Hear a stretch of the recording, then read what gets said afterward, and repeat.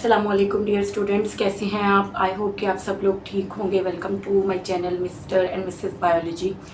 और कल हम लोगों ने देखा था difference between plant and animal cells और difference between prokaryotic and eukaryotic cell. और आज हम वो रिमेनिंग चैप्टर कवर करेंगे जिसमें हम endoplasmic reticulum, Golgi apparatus, mitochondria और न्यूक्लियस स्टडी करेंगे। तो हम स्टार्ट करेंगे फ्रॉम एंडोप्लाज्मिक रेटिकुलम। हम स्टार्ट करेंगे अब अपना नेक्स्ट टॉपिक आज का। तो एंडोप्लाज्मिक रेटिकुलम को अगर आप देखें तो इसका लिटरल मीनिंग ये है कि सेल के अंदर ना एक नेटवर्क मौजूद होता है चैनल्स का, जिसको हम बोलते हैं endoplasmic reticulum. Endo means inside, plasm मतलब gel, living gel of cell जो साइटोप्लाज्म है, और रेटिकुलम कहते हैं नेटवर्क को। तो बेसिकली ये क्या है, ये है नेटवर्क ऑफ चैनल्स। ये एक नेटवर्क ऑफ चैनल्स है इन ऑल यूकैरियोटिक सेल्स। ये तमाम के तमाम यूकैरियोटिक सेल्स में पाया जाता है और ये कंटिन्यूअस है, जारी है विद न्यूक्लियर एनवेलप। ये न्यूक्लियर एनवेलप के साथ जुड़ा हुआ है, ठीक है, with nuclear envelope and is also, और ये कॉन्टैक्ट में है, is also in contact with cell membrane. ठीक है, ये न्यूक्लियर एनवेलप और सेल मेम्ब्रेन के साथ जुड़ा हुआ है।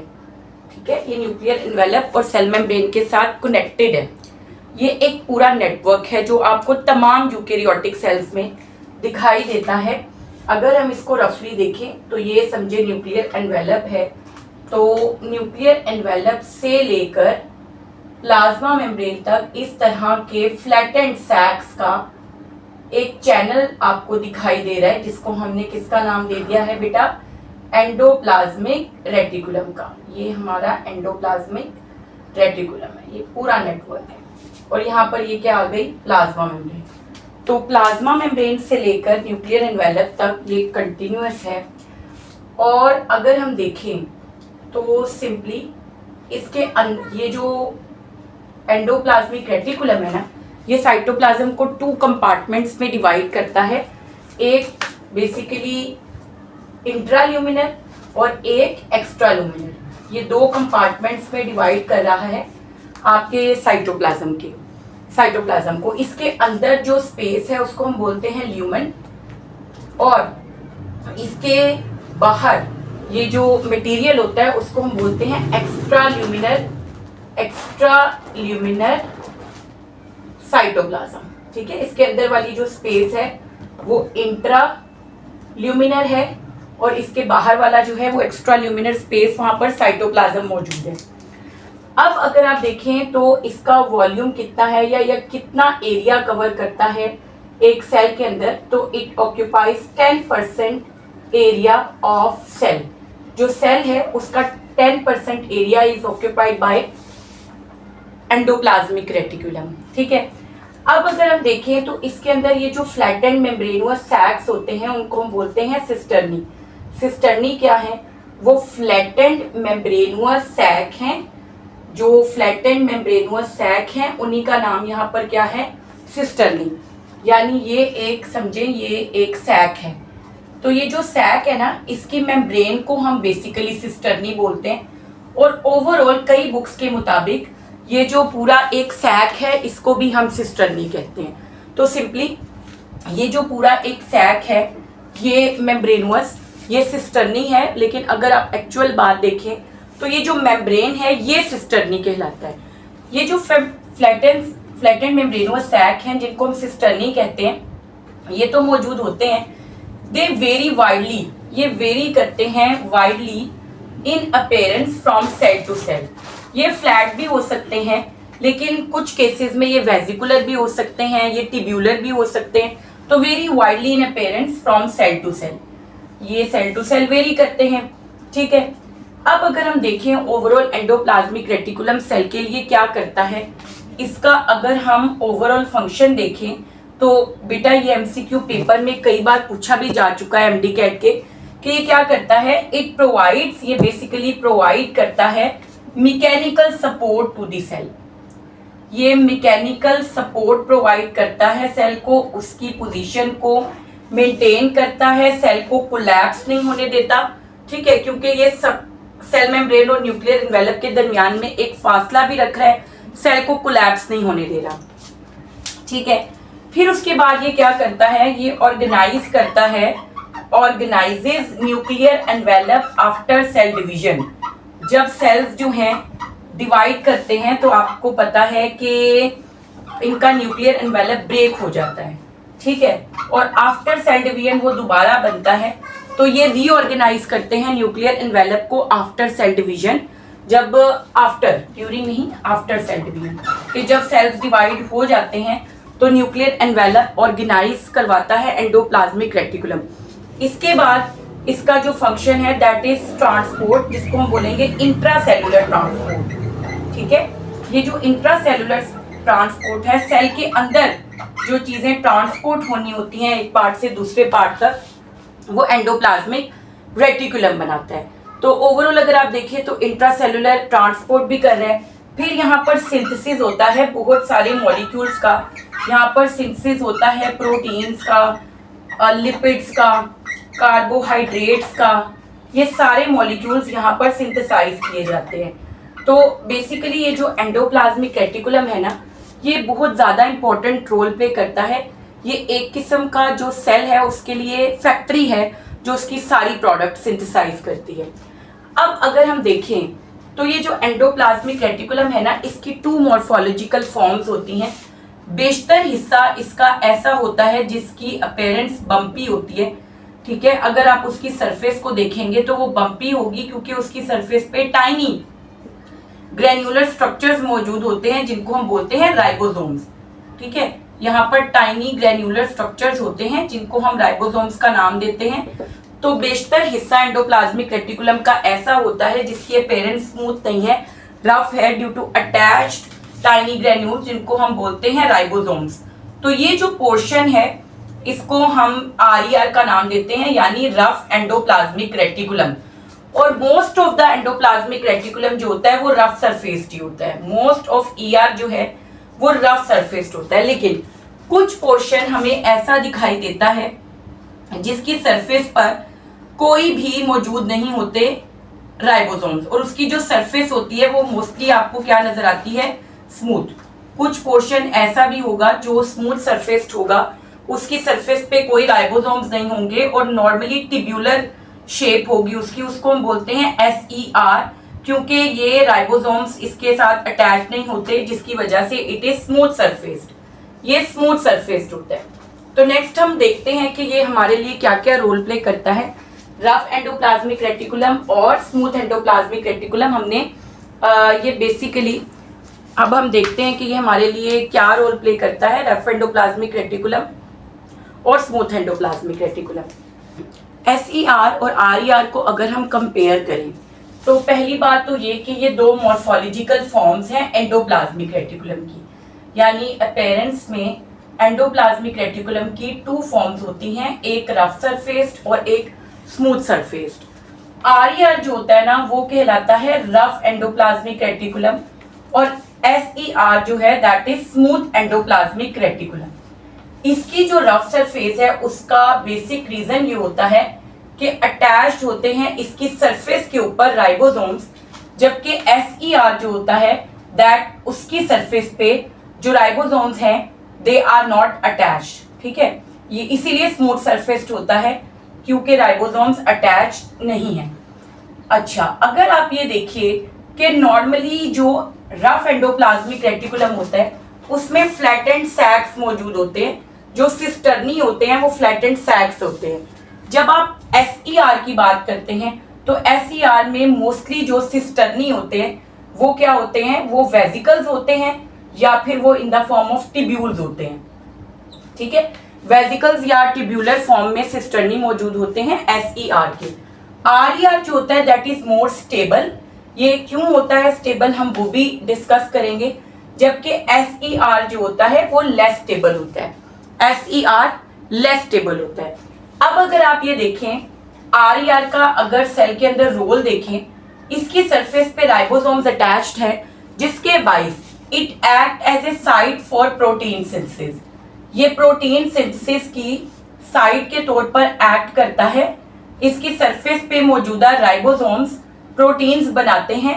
वो प्रोटीन्स एक मैकेनिज्म के थ्रू इसके अंदर जो ल्यूमेन है उसमें दाखिल हो जाते हैं और फिर ये उनको ट्रांसपोर्ट कर देता है आगे टुवर्ड्स SER। या तो SER के आगे ट्रांसपोर्ट कर देता है या समटाइम्स ऐसा होता है कि डायरेक्टली इससे बर्ड्स बनते हैं तो ये सेल के अंदर ट्रांसपोर्ट कर देता है बर्ड्स छोटे वेसिकल्स की फॉर्म में प्रोटीन्स को। तो यहाँ पर मेनली प्रोटीन सिंथेसिस होती है। जब आप SER का रोल देखते हैं कि वो क्या रोल परफॉर्म करता है, एक बार याद रखिएगा, अगर आप इसकी अबंडेंस को देखें तो ये तमाम सेल्स के अंदर मौजूद होता है, लेकिन अगर आप इसकी अबंडेंस को देखें तो ज़्यादा ये आपको उन सेल्स में मिलेगा which are involve in protein synthesis. ठीक है, वो सेल्स जो कि एक्टिवली प्रोटीन सिंथेसिस का काम करते हैं उनमें ये आपको अबंडेंट मिलेगा। फिर जब आप SER पे आते हैं कि वो क्या रोल प्ले करता है, तो SER के भी बहुत ज़्यादा इंपॉर्टेंट रोल है। सबसे पहला है लिपिड मेटाबॉलिज्म। यहाँ पर लिपिड्स का मेटाबॉलिज्म होता है, ज़्यादातर मेटाबॉलिज्म में सिंथेसिस होता है लिपिड्स का। यहाँ पर लिपिड्स बनाए जाते हैं, नॉर्मली लिपिड्स बनाए जाते हैं। और जितने भी आप कह लें कि ये जो स्टीरॉइड्स होते हैं ना, हार्मोन्स जो होते हैं एस्ट्रोजन, प्रोजेस्टेरोन और कॉर्टेक्स के हार्मोन्स, वो SER ही सिंथेसाइज करता है। फिर इसका काम है डिटॉक्सिफिकेशन। ये डिटॉक्सिफिकेशन करता है ऑफ हार्मफुल टॉक्सिक एजेंट्स। ये जो टॉक्सिक एजेंट्स होते हैं या टॉक्सिक सब्सटेंसेस होते हैं जो खाने के जरिए हमारे बॉडी में आ जाते हैं, फूड एडिटिव्स डाले होते हैं, फ्लेवर के लिए केमिकल डाले होते हैं, डिफरेंट ऐड किए होते हैं। अगर कोई भी टॉक्सिक सब्सटेंस हमारे अंदर दाखिल हो गया है तो ये उसको डिटॉक्सिफाई करेंगे। कैसे? ये क्या करते हैं, जो लिपिड सोल्यूबल, मोस्टली जो टॉक्सिक सब्सटेंसेस होते हैं वो लिपिड सोल्यूबल होते हैं, ये इनको वाटर सोल्यूबल में कन्वर्ट कर देते हैं ताकि पानी में हल होकर उनको एक्सक्रीट आउट किया जा सके। फिर इन केस ऑफ अगर आप देखें मसल सेल्स में इनका बहुत इंपॉर्टेंट रोल है। मसल सेल्स में सिर्फ स्मूथ एंडोप्लाज्मिक रेटिकुलम होता है in the form of sarcotubules. Detail में हमने लेक्चर पढ़ा था कि सार्कोटिब्यूल्स क्या है, सपोर्ट एंड मूवमेंट, आप उसको रिकॉल कर सकते हैं। तो मसल सेल्स में सिर्फ स्मूथ एंडोप्लाज्मिक रेटिकुलम होता है सार्कोटिब्यूल्स की सूरत में, और उसके लिए एक नाम है सार्कोप्लाज्मिक रेटिकुलम। उसको हम बोलते हैं सार्कोप्लाज्मिक रेटिकुलम। ठीक है, और ये क्या करता है, ये it is store house of calcium. ये स्टोर हाउस है कैल्शियम का, और इस तरह ये शामिल है कॉन्ट्रैक्शन में। मसल्स की कॉन्ट्रैक्शन इसी के बाइस होती है, क्योंकि जब तक कैल्शियम रिलीज नहीं होता तब तक मसल्स कॉन्ट्रैक्ट नहीं कर सकते। तो बेसिकली ये स्टोर हाउस है कैल्शियम का, और इसकी वजह से ही कैल्शियम जब आता है तो मसल्स की कॉन्ट्रैक्शन होती है। More over transmission of impulse, ये ट्रांसमिशन ऑफ इम्पल्स भी करवाता है, क्योंकि जब इम्पल्स रिसीव करता है ये, तभी तो ये कैल्शियम रिलीज करता है। ठीक है, तो ये भी इसका रोल है। फिर इसके बाद फॉर्मेशन ऑफ अदर ऑर्गेनेलीज, ये फॉर्मेशन करवाता है एक दूसरी ऑर्गेनेली का जिसका नाम है गोल्जी अपरेटस। ये गोल्जी अपरेटस की भी फॉर्मेशन करवाता है smooth endoplasmic reticulum. More over ये क्या बनवाता है, अगर आप देखें तो ये basically building blocks of carbohydrates, जो बिल्डिंग ब्लॉक्स होते हैं कार्बोहाइड्रेट्स बनाने के लिए, जो मोनोसेकेराइड शुगर्स होती हैं वो मिलके यहाँ पर, यानी आपके जो ग्लूकोज ग्लाइकोजन बननी है या कार्बोहाइड्रेट्स बनाने के लिए जो बिल्डिंग ब्लॉक्स चाहिए डिफरेंट कार्बोहाइड्रेट्स के लिए या आगे से मॉडिफाई करने के लिए यूज होते हैं कार्बोहाइड्रेट्स, प्रोटीन्स को, लिपिड्स को, ताकि वो ग्लाइकोप्रोटीन्स और ग्लाइकोलिपिड्स बना सके। तो यहाँ पर बिल्डिंग ब्लॉक्स भी बनते हैं कार्बोहाइड्रेट्स के ये बिल्डिंग ब्लॉक्स बनाते हैं। और सिंपली ये सारे रोल SER के हैं। और इसके अलावा आप ये देखिए कि गोल्जी अपरेटस से आगे क्या बनेगा, लाइसोसोम और पूरा एंडोमेम्ब्रेन सिस्टम बनेगा। तो हम ये कहते हैं कि जो सेल के अंदर मौजूद है एक एंडोमेम्ब्रेन सिस्टम, जिसके अंदर एंडोप्लाज्मिक रेटिकुलम है, गोल्जी अपरेटस है, लाइसोसोम्स हैं, पेरोक्सीसोम्स हैं, ग्लाइओक्सीसोम्स हैं, वैक्यूल्स हैं, वो सारे इसी से बनते हैं। ठीक है, इसी से स्टार्ट होते हैं, एंडोप्लाज्मिक रेटिकुलम से ही स्टार्ट होते हैं। तो ये सिंपली हमारे पास आ जाता है about the roles of RER and SER, जो एंडोप्लाज्मिक रेटिकुलम की 2 मॉर्फोलॉजिकल फॉर्म्स हैं, वो अलग अलग काम करती हैं। ये जो मोर स्टेबल और लेस स्टेबल वाली बात की थी, इसको आगे जाके हम जस्टिफाई भी करेंगे कि हमने ऐसी बात क्यों की और इसका क्या बेसिक मकसद है। ठीक है बेटा। नेक्स्ट हमारा जो टॉपिक है वो है गोल्जी अपरेटस। Golgi apparatus. तो जब हम गोल्जी अपरेटस की बात करेंगे तो सेल्स के अंदर, तमाम यूकेरियोटिक सेल्स के अंदर एक फ्लैटेंड सैक्स का स्टैक पाया जाता है। ठीक है, ये क्या है? ये स्टैक है ऑफ फ्लैटेंड सैक्स, फ्लैटेंड मेम्ब्रेनुअस सैक्स का एक जो पूरा स्टैक है, हम उसको क्या कहते हैं? इस गोल्जी अपरेटस। ये गोल्जी अपरेटस कहलाता है। अब अगर आप ये देखिए तो गोल्जी अपरेटस के साथ बहुत सारी वेसिकल्स जो हैं वो एसोसिएटेड होती हैं। तो गोल्जी अपरेटस और उन वेसिकल्स के लिए कलेक्टिव जो टर्म यूज करते हैं वो करते हैं हम गोल्जी कॉम्प्लेक्स। Golgi complex.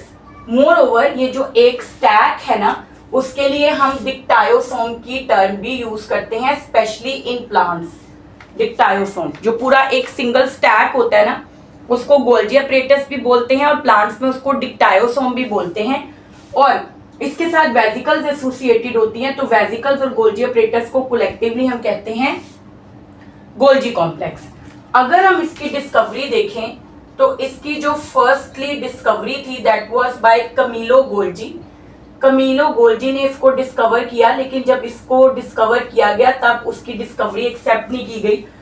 उन्होंने सोचा कि जो उसने स्टेन यूज किया था ना सेल्स को, नर्वस टिश्यूज को वो ऑब्जर्व कर रहा था, नर्व्स टिश्यू में उसने ये ऑब्जर्व किया गोल्जी अपरेटस को, तो सबने ये कहा कि उसने जो स्टेनिंग यूज की है, जो डाई यूज की है, वो ही उसको स्कैटर्ड नजर आई है। लेकिन बाद में ये प्रूव हुआ कि वाकई ये ऑर्गेनेलीज हैं और सेल्स के अंदर पाए जाते हैं।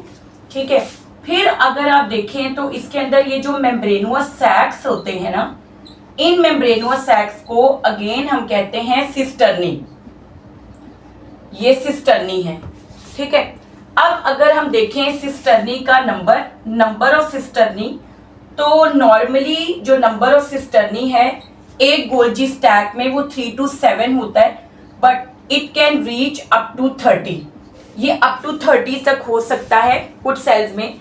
लेकिन देखा गया है कि कुछ जू फ्लैजिलेट्स, ये एनिमल लाइक प्रोटिस्ट हैं, ऐसे हैं जिनमें सिस्टर्नी की तादाद 60 तक देखी गई है एक स्टैक में। अगर हम नंबर ऑफ स्टैक्स देखें, यानी नंबर ऑफ गोल्जी स्टैक्स, तो वो नॉर्मली एनिमल सेल के अंदर 10 के करीब, अप्रोक्सीमेटली 10 स्टैक्स पर सेल्स पाए जा सकते हैं। अगर अरेंजमेंट ऑफ सिस्टर्नी देखें इसके अंदर, तो जो अरेंजमेंट ऑफ सिस्टर्नी है वो बेसिकली मेटासेंट्रिक है। मेटासेंट्रिक का मतलब है एक सेंट्रल स्टैक होता है, उसके अराउंड, ठीक है, उसके अराउंड जो है आउटर और इनर साइड पर दूसरी सिस्टर्नी अरेंज होती हैं आउटर से इनर सरफेस तक। सिंपली अगर आप देखें गोल्जी अपरेटस को तो इट हैज 2 फेजेस। इसकी 2 फेजेस होती हैं, 2 साइड्स होती हैं। एक फेज जो कि टुवर्ड्स सेल मेम्ब्रेन है, टुवर्ड्स पहले देख लेते हैं न्यूक्लियर एनवेलप। एक इसकी साइड न्यूक्लियर एनवेलप की तरफ होती है।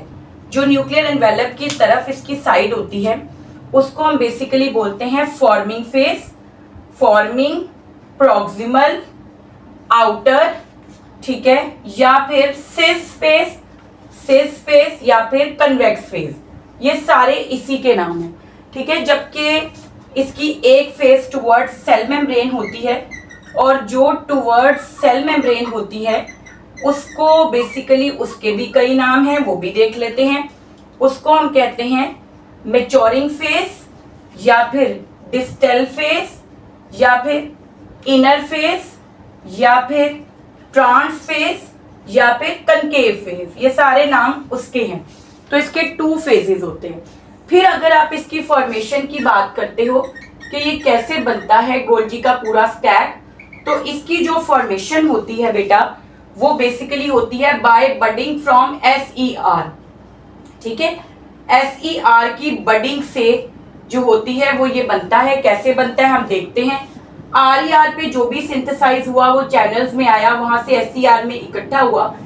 SCR से एक बड निकला और वो बड ऑफ हो गया, उससे अलहदा हो गया इन the form of a vesicle, जिसको हम बोलते हैं ट्रांसपोर्ट वेसिकल फ्रॉम SER। ये जाकर फ्यूज कर जाती है किसके साथ? गोल्जी स्टैक के साथ। ये गोल्जी का हिस्सा बन जाती है और it adds up cisternae to the Golgi. ये गोल्जी का ही स्टैक बना देती है वहां पे जाके। तो सिंपली इस तरीके से इसकी फॉर्मेशन होते जाती है। अब अगर आप देखें तो गोल्जी का मेन रोल क्या है, गोल्जी अपरेटस मेन रोल क्या परफॉर्म करता है, तो हम इसको पैकेजिंग एंड डिस्पैच स्टेशन बोलते हैं। ये एक पैकेजिंग एंड डिस्पैच स्टेशन है आपके सेल का, ठीक है। इसने क्या करना होता है, सारी चीजों को पैक करने के बाद डिस्पैच करना होता है, ठीक है। बाकी इंडिविजुअली भी हम इसके रोल देखते हैं। ये तो एक शॉर्ट सी हमने बात की इसके रोल में, लेकिन हमें डायग्रामेटिकली अंडरस्टैंड करना बहुत जरूरी है कि गोल्जी अपरेटस कैसे बनता है और वो काम क्या करता है और कौन सी वेसिकल्स उसके साथ एसोसिएटेड होती हैं। तो हम उसको करेंगे नेक्स्ट। अब हम इसको डायग्रामेटिकली देखते हैं कि कैसे इसकी फॉर्मेशन होती है एंड हाउ इट वर्क्स, ठीक है। तो ये सिंपली हमारा आ गया है न्यूक्लियर एनवेलप, जो कि डबल मेम्ब्रेन बाउंडेड होता है। इसके साथ कनेक्टेड है पूरा ER का चैनल, ठीक है। ये पूरा ER का चैनल इसके साथ है कनेक्टेड, ये पूरा, ठीक है। Let's suppose we have to understand it clearly, क्योंकि इसी से सारी चीजें। और ये आ गया आपकी प्लाज्मा मेम्ब्रेन, ठीक है। अब यहाँ पर ना गोल्जी अपरेटस है, उसमें एक तो ये है सेंट्रल स्टैक, फिर उसके अराउंड ना यहाँ पर ये कुछ अरेंज्ड है, ठीक है। ये इस तरीके से हमारा गोल्जी अपरेटस का ये पूरा आ गया एक, लेट सपोज स्टैक, ठीक है। ये इसमें 3 मैंने अभी ड्रॉ की सिर्फ। अब आपने ये समझना है कि ये सारा प्रोसेस होता कैसे है, ठीक है। यहाँ पर इसकी सरफेस पर राइबोसोम्स मौजूद हैं एंडोप्लाज्मिक रेटिकुलम की। मोस्ट ऑफ द पोर्शन अभी ही बात की थी कि वो क्या है, रफ सरफेस्ड है।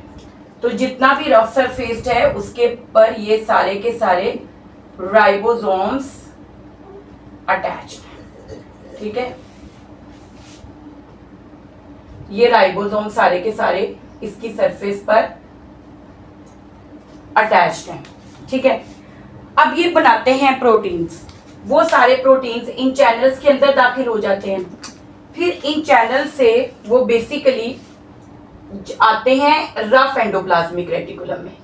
हमें पता है कि यहाँ पर रफ एंडोप्लाज्मिक रेटिकुलम के भी चैनल्स मौजूद हैं। ये रफ एंडोप्लाज्मिक रेटिकुलम है जो कि मोस्टली क्या होता है, ये होता है मोस्टली ट्यूब्यूलर, ये मोस्टली ट्यूब्यूलर है।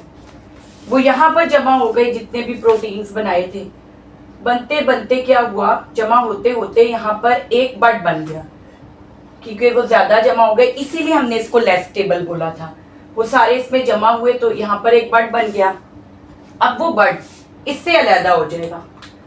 जब ये अलहदा हो जाएगा तो इसको हम क्या बोलेंगे, ट्रांसपोर्ट वेसिकल फ्रॉम SER। इसमें बहुत सारे प्रोटीन्स भी हैं, लिपिड्स भी हैं और कार्बोहाइड्रेट्स भी हैं। प्रोटीन्स राइबोसोम्स ने बनाए थे, SER ने बजाते खुद क्या बनाया, लिपिड्स और कार्बोहाइड्रेट्स। वो सब चीजें इस ट्रांसपोर्ट वेसिकल के अंदर पैक्ड हैं। इसका नाम है, अक्सर वो डायग्रामेटिकली ये MCQ भी देते हैं, तो ये ट्रांसपोर्ट वेसिकल है फ्रॉम SER, जिसमें सारे मॉलिक्यूल्स हैं।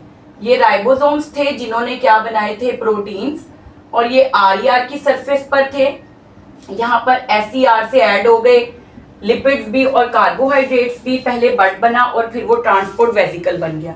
ये सेल में फिरती रहेगी अनलेस के ये किसके पास जाएगी, गोल्जी अपरेटस की फॉर्मिंग फेज की तरफ। अब ये वाली फेज जिसका अभी हमने जिक्र किया, जो आउटर कन्वेक्स या सिस फेज है, ये है फॉर्मिंग फेज, क्योंकि यहाँ पर नए सिस्टर्नी ऐड होते हैं, तो ये है फॉर्मिंग फेज।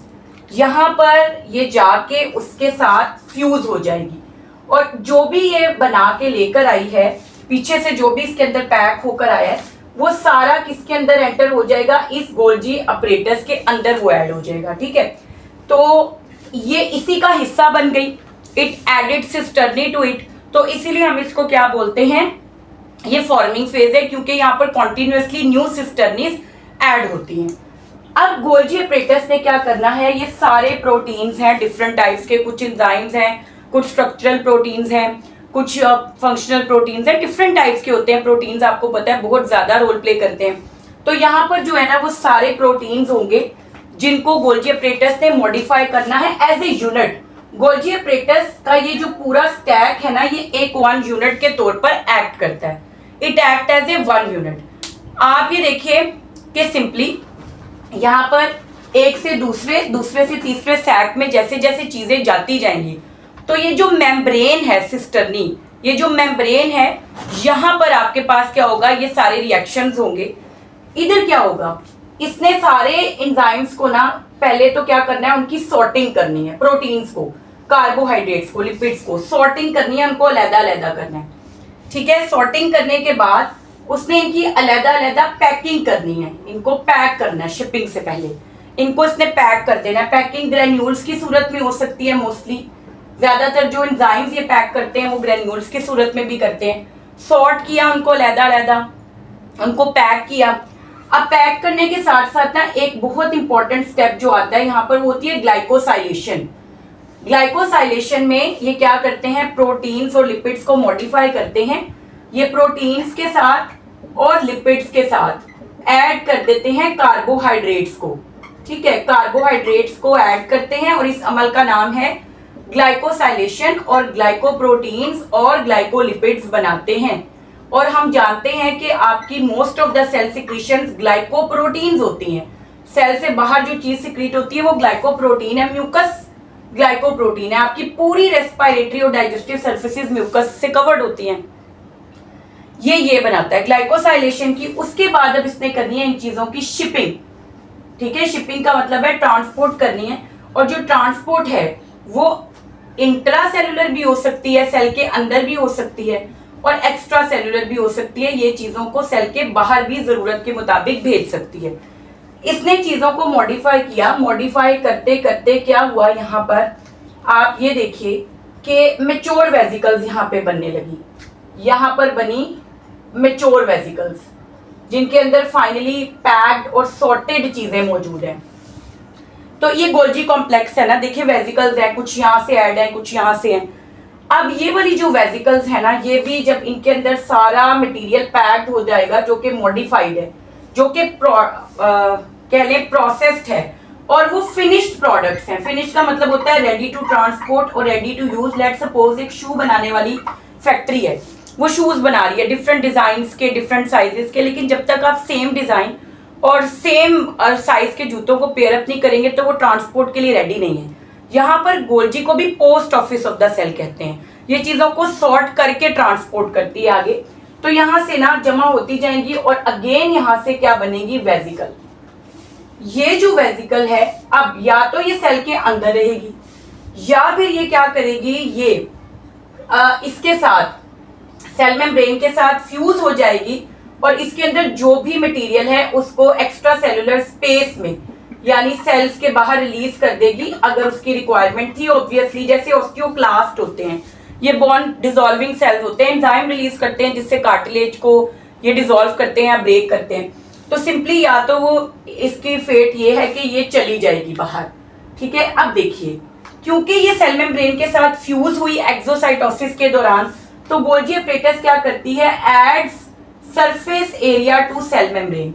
तो एक तरह से ये सरफेस एरिया ऐड करती है टू सेल मेम्ब्रेन, क्योंकि जब चीजें सेल के अंदर दाखिल होती है ना तो वो एंडोसाइटोसिस के थ्रू होती हैं। यानी कोई भी चीज जो प्लाज्मा मेम्ब्रेन को टच करती है, कोई भी ऑब्जेक्ट लिक्विड या सॉलिड, तो plasma membrane liquid fluid in nature है, उसमें वहीं से इस तरह झोल आ जाता है, और वो जो चीज है वो एक वैक्यूल की सूरत में दाखिल होती है। तो ये जो वैक्यूल है ये किससे बनता है, सेल मेम्ब्रेन से, ठीक है। ये वैक्यूल सेल मेम्ब्रेन से बना है। ये एंडोसाइटोसिस के दौरान ऐसा हुआ, तो यूज हुई ना प्लाज्मा मेम्ब्रेन का कुछ एरिया यूज हुआ, तो इट कंपनसेट दैट एरिया, ये उसको कंपनसेट करता है। इस तरह से वैक्यूल भी एंडोमेम्ब्रेन सिस्टम का हिस्सा है, क्योंकि वैक्यूल भी सेल मेम्ब्रेन से बन रहा है, और सेल मेम्ब्रेन में कौन एडिशन कर रहा है, गोल्जी अपरेटस। तो इस तरह से ये एमसीक्यू पेपर में आ चुका है। ये सरफेस एरिया ऐड करती है टू सेल मेम्ब्रेन, और वैक्यूल भी एंडोमेम्ब्रेन सिस्टम का हिस्सा है और उसकी ओरिजिन भी ईआर से होती है। ईआर से हुई ना उसकी ओरिजिन भी, क्योंकि एंडोप्लाज्मिक रेटिकुलम से ही तो ये सारी चेन स्टार्ट हुई है। तो हम इस तरह वैक्यूल को भी एंडोमेम्ब्रेन सिस्टम का हिस्सा मानते हैं। एंडोमेम्ब्रेन सिस्टम में एंडोप्लाज्मिक रेटिकुलम और उससे बनने वाली तमाम ऑर्गेनेलिज जो सिंगल मेम्ब्रेन बाउंड्री में वो शामिल हैं। अब क्या हुआ कि एक तो ये कि इसने सरफेस एरिया ऐड किया टू दी सेल मेम्ब्रेन, जिससे बाद में वैक्यूल की फॉर्मेशन भी होनी है। तो इस तरीके से वैक्यूल फॉर्मेशन भी ये करा रही है।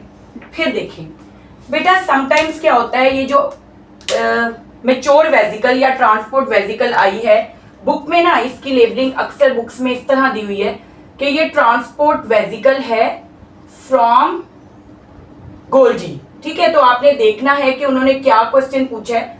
इसी को हम मैच्योर वेजिकल भी कहते हैं, ये भी मैच्योर वेजिकल भी इसी का नाम है। ठीक है, या तो ये सेल के अंदर रहती है। अगर इस मैच्योर वेजिकल के अंदर सारे डाइजेस्टिव एंजाइम्स पैक्ड हैं तो हम इसको, और ये सेल के अंदर ही रहती है, तो हम इसको नाम दे देते हैं प्राइमरी लाइसोसोम का, जो कि दूसरी एक ऑर्गेनेली है।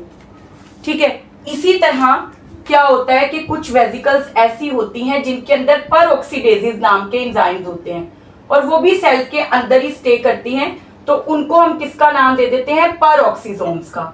वो मैच्योर वेजिकल जिनके अंदर परऑक्सीसोम्स यानी परऑक्सीडेजेस हैं वो परऑक्सीसोम है। इसी तरह जो कुछ वेजिकल्स ऐसी हैं, यहाँ मैं बना देती हूँ, कुछ वेजिकल्स ऐसी हैं जो सेल के अंदर स्टे करेंगी और उनके अंदर बेसिकली प्लांट्स के केस में ऐसा होता है, सिर्फ एंजाइम्स होते हैं जो कि लिपिड्स को कार्बोहाइड्रेट्स में कन्वर्ट करते हैं, उनको हम ग्लाइऑक्सीसोम्स कह देते हैं। तो ये सारी इस तरीके से बनती हैं। ठीक है, तो हम ये कहते हैं कि गोल्जी अपरेटस से ही क्या होती है, फॉर्मेशन होती है ऑफ लाइसोसोम्स। लाइसोसोम्स इन्हीं से बनते हैं, पैरऑक्सीसोम्स इनसे बनते हैं। ठीक है, पैरऑक्सीसोम्स, ग्लाइऑक्सीसोम्स, ये सारी चीजें इन्हीं से बनती हैं। ठीक है, तो ये इनका फंक्शन है। फिर आप ये देखिए कि जो वाइटेलोजेनेसिस है, वाइटेलोजेनेसिस का मतलब ये होता है एग की योक बनना, या एग की जो मेम्ब्रेन होती है ना, एग की मेम्ब्रेन की फॉर्मेशन, वो भी गोल्जी अपरेटस करवाता है। वाइटेलोजेनेसिस यानी एग्स में एक वाइटेलाइन मेम्ब्रेन बनती है, वो भी कौन करवाता है, बेसिकली गोल्जी अपरेटस ही करवाता है। और जो योक बनती है वो भी गोल्जी अपरेटस से ही पैक होकर आती है।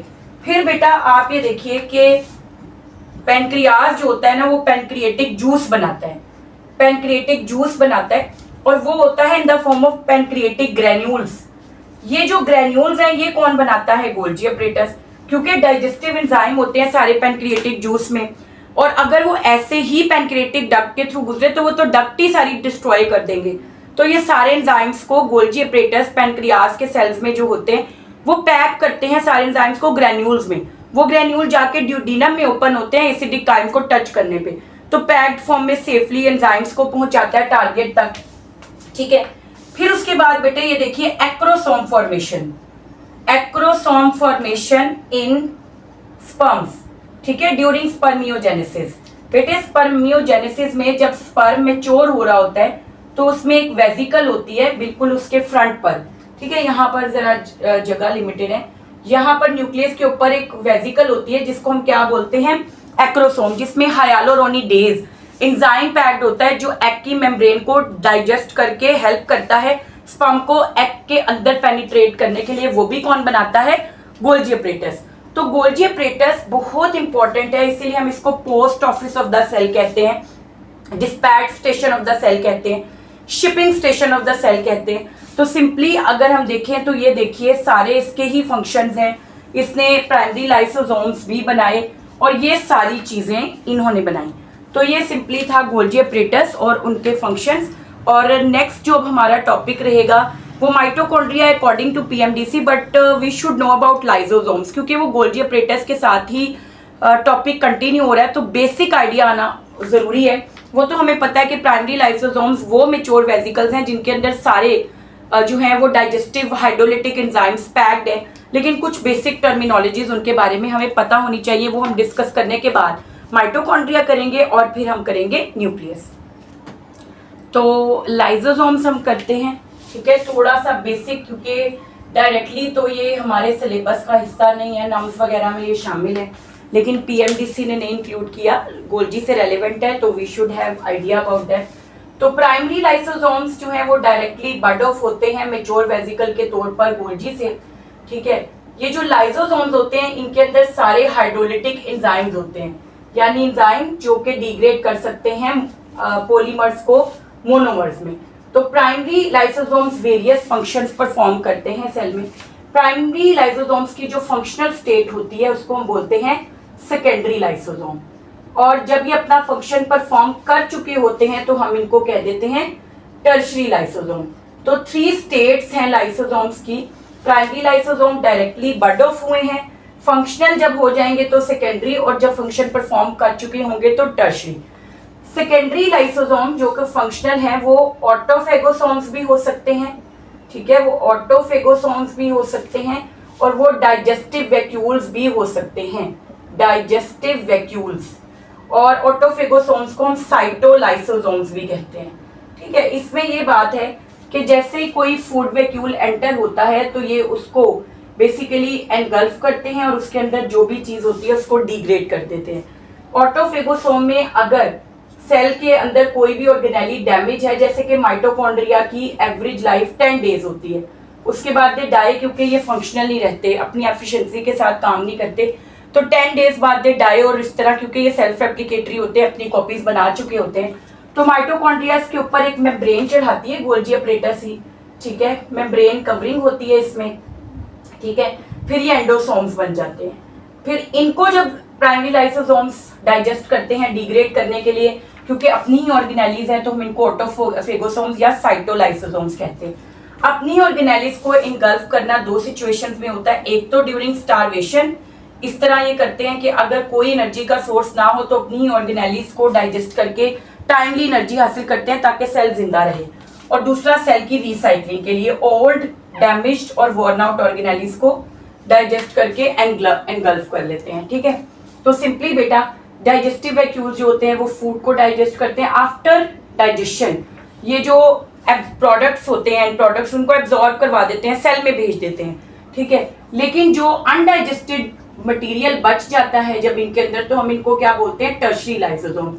यूनिसेलुलर जो इंडिविजुअल्स होते हैं उनके अंदर तो ये एक्सोसाइटोसिस के जरिए क्या करते हैं, सेल मेम्ब्रेन के साथ फ्यूज करके मटेरियल बाहर रिलीज कर देते हैं। लेकिन मल्टी सेलुलर इंडिविजुअल्स के अंदर क्या होता है कि ये जो भी मटेरियल होता है उसको स्टोर कर लेते हैं लाइपोफस्किन बॉडीज की सूरत में या लाइपोफस्किन ग्रेन्यूल्स की सूरत में मल्टी सेलुलर ऑर्गेनिजम्स में, क्योंकि एक्सोसाइटोसिस नहीं हो सकती, बाहर भी सेल हैं। तो ये है लाइसोसोम का। और बेसिकली ये क्या करते हैं, ऑब्वियसली इनकी फैगोसिटिक एक्टिविटी है, जो भी चीज सेल के अंदर आएगी वो फूड है, वो लिक्विड है, फेगोसाइटिक एक्टिविटी है इनकी, ये फेगोसाइटोसिस करते हैं। कोई भी चीज जो सेल के अंदर आएगी ये उसको डिग्रेड करेंगे, एनगल्फ करके तोड़ देंगे, ठीक है। जिसकी वजह से ये वाइट ब्लड सेल्स जो होते हैं हमारे, जिनको हम बोलते हैं मैक्रोफेजेस, उनके अंदर बहुत ज्यादा अबंडेंट होते हैं, क्योंकि उनका काम ही होता है। तो इस तरह से ये इम्यून सिस्टम में भी हेल्प करते हैं। और अगर इनके अंदर तकरीबन 40 हाइड्रोलिटिक एंजाइम्स अब तक एक्सप्लोर हो चुके हैं, और अगर किसी एक एंजाइम के अंदर भी डिफेक्ट आ जाए तो वो एंजाइम जिस सब्सटेंस को ब्रेक डाउन करता है वो नहीं ब्रेक डाउन होगा, वो एक्यूमुलेट हो जाएगा। तो इनके लाइसोसोमल एंजाइम्स के डिफेक्ट की बाइस स्टोरेज डिजीजेस होती हैं, ठीक है, स्टोरेज डिजीजेस होती हैं जो कि कॉन्जेनिटल हैं यानी बाय बर्थ है, क्योंकि एंजाइम की एब्सेंस या डेफिशिएंसी तभी होगी जब जीन में डिफेक्ट है जो एंजाइम को बनाती है। तो बुक में स्टोरेज डिजीजेस के हवाले से उन्होंने एग्जाम्पल दी हुई है, बेसिकली टे सैश डिजीज की, टे सैश डिजीज की, और एक ग्लाइकोजन स्टोरेज डिजीज है, एक है ग्लाइकोजन स्टोरेज डिजीज। बेटे टे सैश डिजीज के अंदर लिपिड्स एक्यूमुलेट हो जाते हैं बॉडी के अंदर, क्योंकि लिपिड्स ब्रेक डाउन करने वाले एंजाइम नहीं होते। और ग्लाइकोजन स्टोरेज डिजीज के अंदर ग्लाइकोजन अपीयर हो जाती है, स्टोर हो जाती है बॉडी में, क्योंकि उसको ब्रेक डाउन करने वाले एंजाइम मौजूद नहीं होते। इसके अंदर जो एंजाइम मिसिंग होता है वो होता है हेक्सोज अमाइनिडेज, जो लिपिड्स की ब्रेक डाउन करता है, और यहाँ पर होता है अल्फा ग्लाइकोसाइडेज जो ग्लाइकोजन को तोड़ता है ग्लूकोज में। तो ज़्यादातर जो ग्लाइकोजन स्टोर होती है वो लीवर एंड मसल्स में होती है, तो ऑब्वियसली उन्हीं के सेल्स ज़्यादा इफेक्ट होते हैं। ठीक है, तो ये आपने याद रखना है कि ये सारे हमारा डायरेक्टली तो टॉपिक नहीं था, लेकिन क्योंकि ये गोल्जी के साथ एसोसिएटेड था तो बेहतर है कि आपको ये पॉइंट्स इसके बारे में लाजमी पता होने चाहिए थे जितने हमने डिस्कस कर लिए। मोर ओवर एक और पॉइंट है कि राइबोसोम्स जो हैं वो डायरेक्टली सिलेबस का हिस्सा नहीं है, लेकिन क्योंकि वो आरईआर की सरफेस पे अटैच्ड होते हैं और अक्सर पीएमडी इसी तरह करता है कि वो क्योंकि उसने टॉपिक आपको एक दे दिया है तो उसने कहना है कि राइबोसोम्स उसकी सरफेस पे हैं, तो ऑब्वियसली ये भी पार्ट है, तो इस तरह एमसीक्यू देते हैं।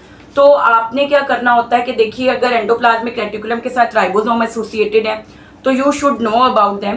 और इसी तरह लाइसोसोम का जो हमें पता होना चाहिए था मेन बातें कि उसकी 3 स्टेट्स हैं, फेगोसिटिक एक्टिविटी है, डाइजेस्टिव ऑर्गेनेली है और स्टोरेज डिजीजेस हो सकते हैं।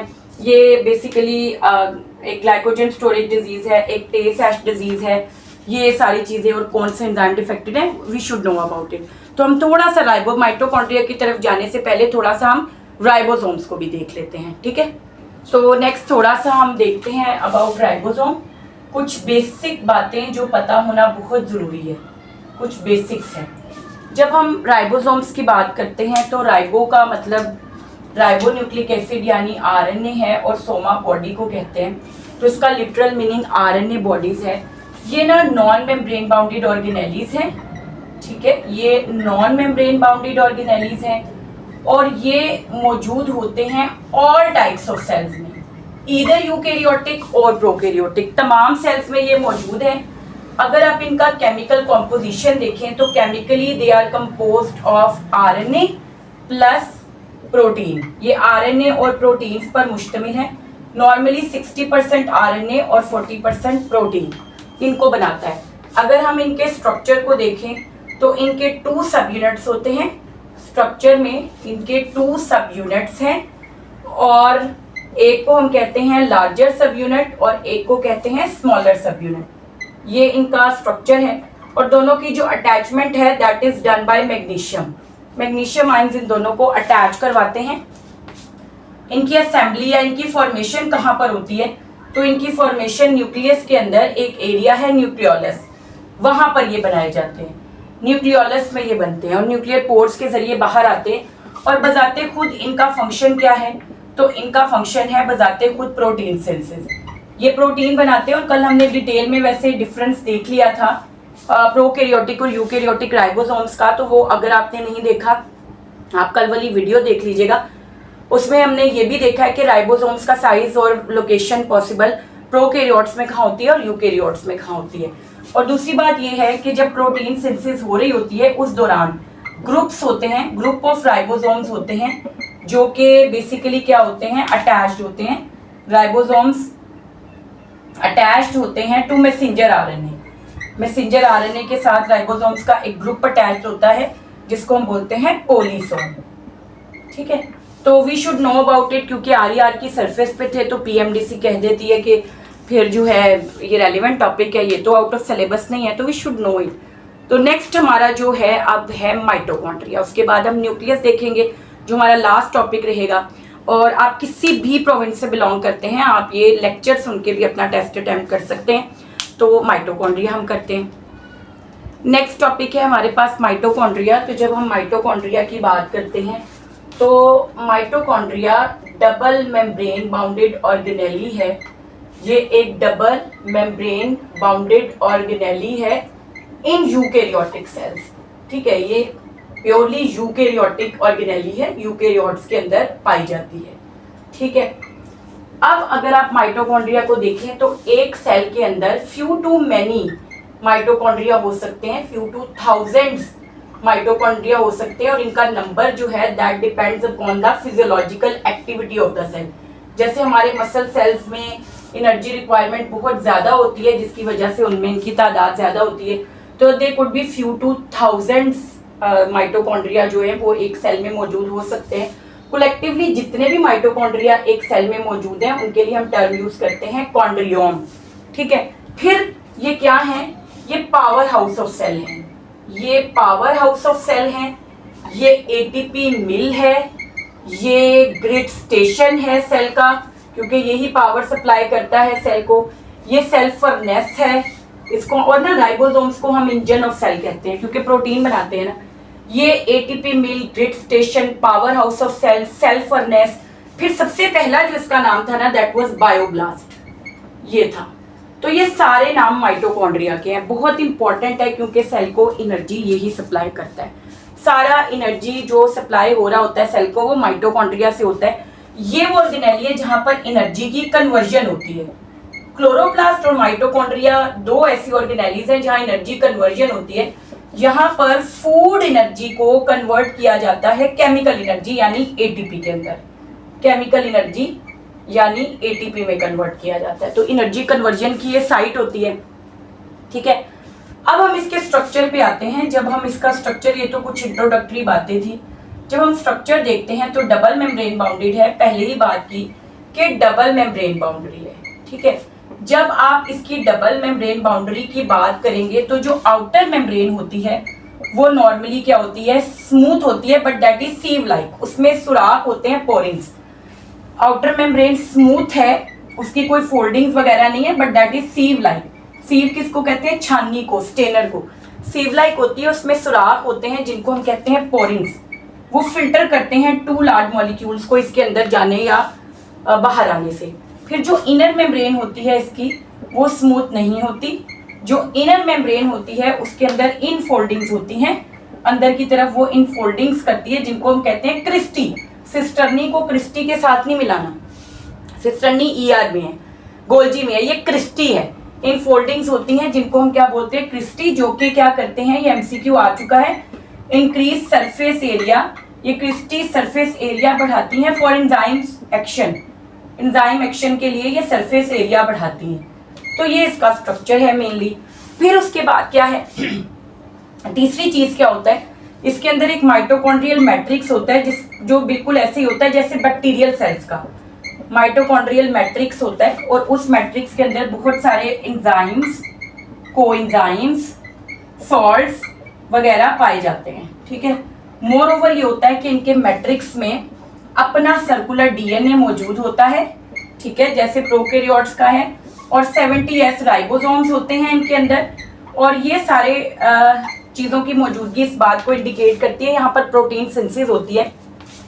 माइटोकॉन्ड्रियल मैट्रिक्स के अंदर इन सब चीज़ों का होना इस बात को इंडिकेट करता है कि ये सेमी ऑटोनमस हैं, ये सेमी ऑटोनमस हैं, ये सेल्फ रेप्लिकेटरी हैं, यानी ये अपना जो रेप्लिकेशन है वो खुद कर सकते हैं।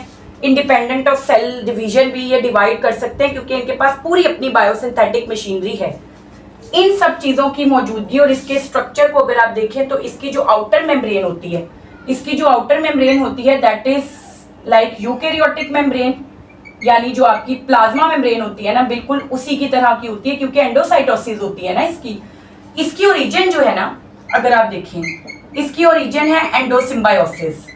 एंडोसिम्बायोसिस में कहा जाता है कि जो कुछ पर्पल सल्फर बैक्टीरिया थे, पर्पल सल्फर बैक्टीरिया जो कि एरोबिक रेस्पिरेशन करते थे, उनको जो है ना इंजेस्ट किया था कुछ लार्ज एनारोब्स ने, और उनको इंजेस्ट करने की बजाय ना अपने अंदर रिटेन रखा। तो इनकी ओरिजिन कहा जाता है कि वो एंडोसिम्बायोसिस के थ्रू ही है।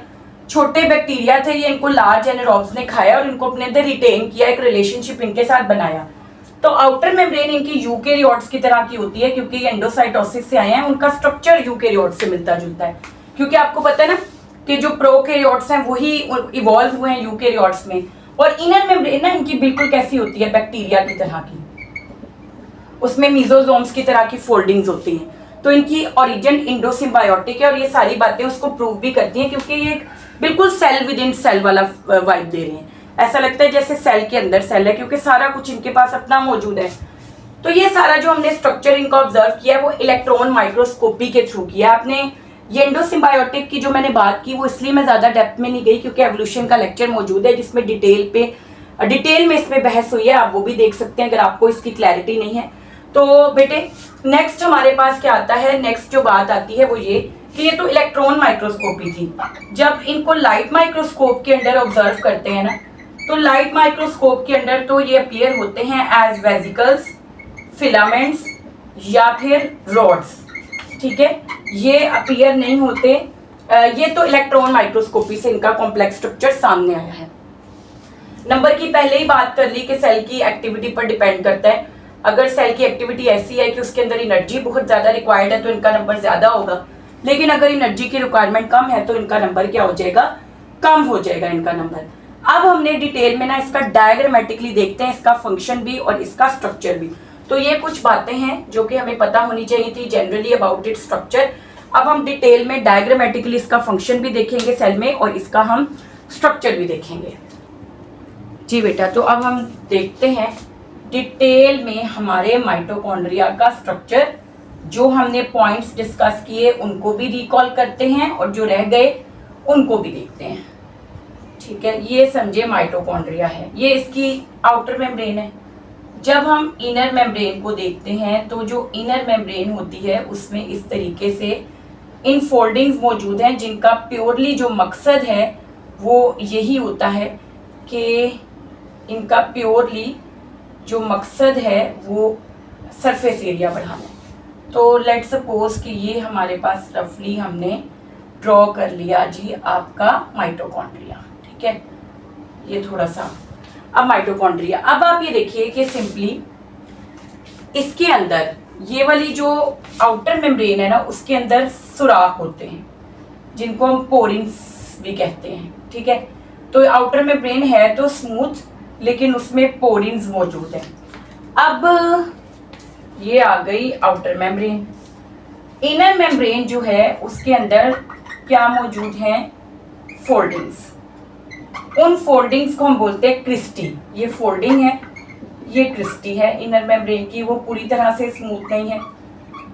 अच्छा, आउटर और इनर मेम्ब्रेन के दरमियान में एक स्पेस है, ये स्पेस, इस स्पेस को हम बोलते हैं इंटर मेम्ब्रेन स्पेस। आउटर और इनर मेम्ब्रेन के दरमियान की जो स्पेस है वो इंटर मेम्ब्रेन स्पेस है। अब इसके अंदर क्या मौजूद है, सर्कुलर डीएनए भी है और इसके अंदर अपने राइबोसोम्स भी मौजूद हैं। ठीक है, सारी बायोसिंथेटिक मशीनरी है। ये आ गया इसका सर्कुलर डीएनए, ये आ गए 70S राइबोसोम्स। ठीक है, और ये आ गया माइटोकॉन्ड्रियल मैट्रिक्स जो most of the portion occupy करता है, माइटोकॉन्ड्रियल मैट्रिक्स।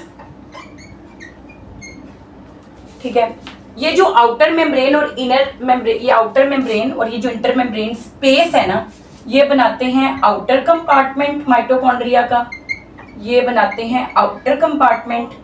और ये जो इनर मेम्ब्रेन एनक्लोज कर रही है पूरा माइटोकॉन्ड्रियल मैट्रिक्स, इसको हम बोलते हैं इनर कंपार्टमेंट। तो इनर मेम्ब्रेन दो कंपार्टमेंट्स में माइटोकॉन्ड्रिया को डिवाइड कर रही है, एक इसके बाहर वाला आउटर कंपार्टमेंट है ये, और इसके अंदर वाला हिस्सा इनर कंपार्टमेंट है।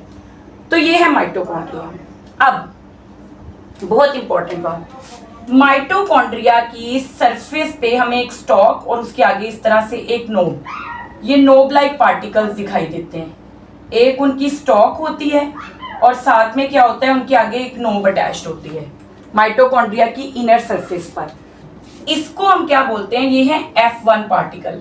ये बेसिकली एंजाइम है जिसका नाम है एटीपी सिंथेज।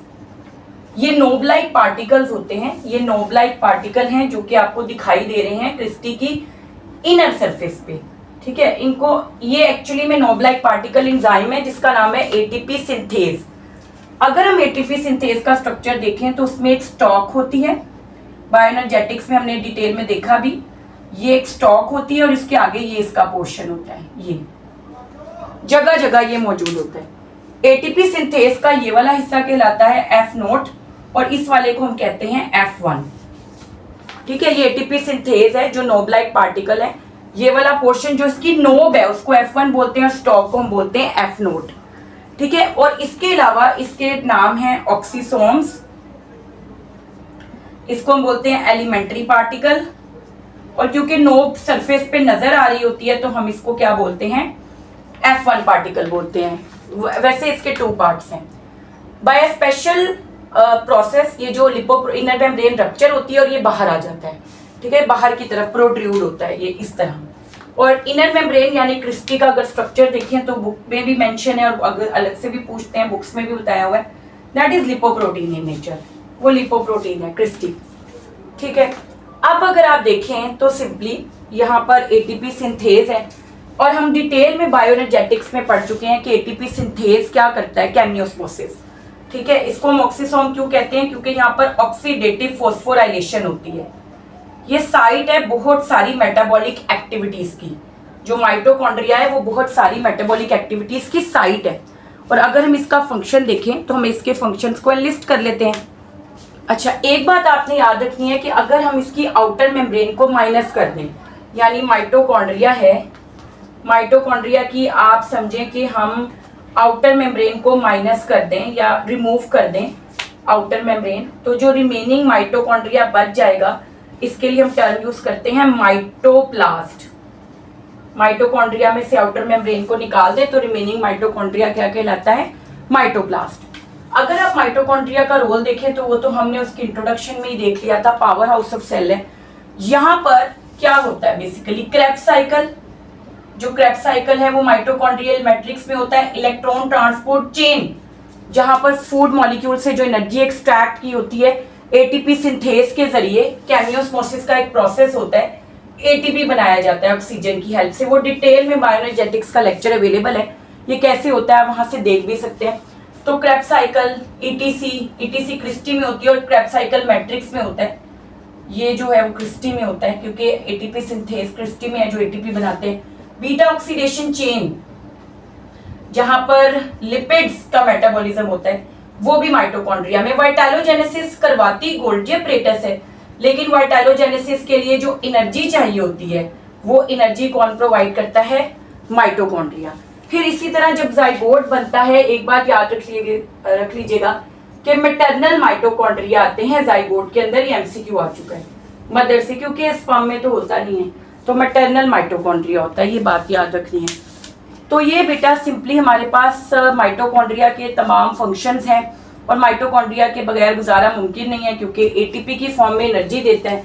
ये क्या करता है, जो यूज्ड एडीपी होते हैं और फॉस्फेट होते हैं उनको केमियोस्मोसिस के जरिए जोड़ के एटीपी रीजनरेट करता है, तो सेल्स को मुसलसल एटीपी प्रोवाइड करता है। एटीपी सिंथेज एंजाइम माइटोकॉन्ड्रिया के अलावा कहीं मौजूद नहीं होता। एक क्लोरोप्लास्ट में होता है, वो सिर्फ प्लांट्स में होता है, और एक होता है माइटोकॉन्ड्रिया में। तो ये दो ही जगह है जहां पर एटीपी बन सकता है, इसीलिए यही पावर हाउस ऑफ सेल है, क्योंकि एटीपी सिंथेज एंजाइम और कहीं नहीं है सिवाय इसके। एटीपीएज एंजाइम जो एटीपी को ब्रेक डाउन करके एनर्जी एक्सट्रैक्ट कर सकता है उसकी, वो हर जगह मौजूद है। अब आप यही वो वजह है कि जब माइटोकॉन्ड्रिया कंप्लीटली फूड की ब्रेक डाउन करता है, उसको ऑक्सीडाइज करता है, तो वो सारी एनर्जी रिलीज नहीं करता, बल्कि स्मॉल पैकेट्स जिनको हम एटीपी कहते हैं उसकी फॉर्म में स्टोर कर लेता है, ताकि तमाम सेल के हिस्सों को अपॉन नीड पहुंचा सके।